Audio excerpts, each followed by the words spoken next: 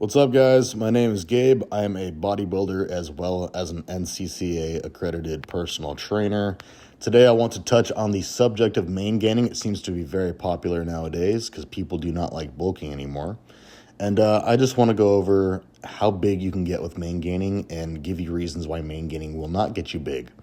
Okay, so let's go ahead and start out. Just going to get this out of the way. This is a fact that MainGaining will not get you big. Now, I want you to go ahead and disregard all of the studies and science about this just for a minute while I explain this. Look at every single real-world example of any professional bodybuilder, not even a professional bodybuilder. Look at real-world examples of every single person who's actually big and has a substantial amount of muscle mass.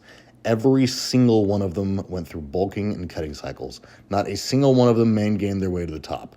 Now, I'm not saying that MainGaining won't build muscle. It absolutely will build muscle.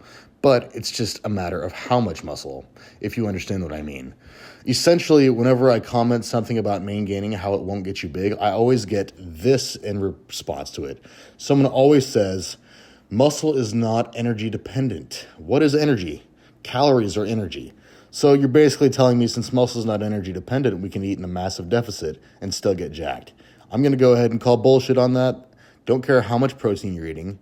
I don't care how much specific carbs you're eating. If you're not eating in a caloric surplus, you're not going to get big. It is as simple as that. Another reason why MainGaining does not work, I'll tell you right now, is because when you are in such a small surplus, say you're in a 100-calorie surplus, that's 100 calories. Do you know how easy it is to burn 100 calories? Incredibly easy.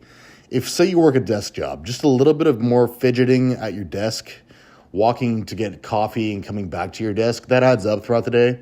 That can easily burn, say, another 50 calories. And I don't know. So you get home, you walk your dog, and you take a different route. Boom, there's another 50 calories burned.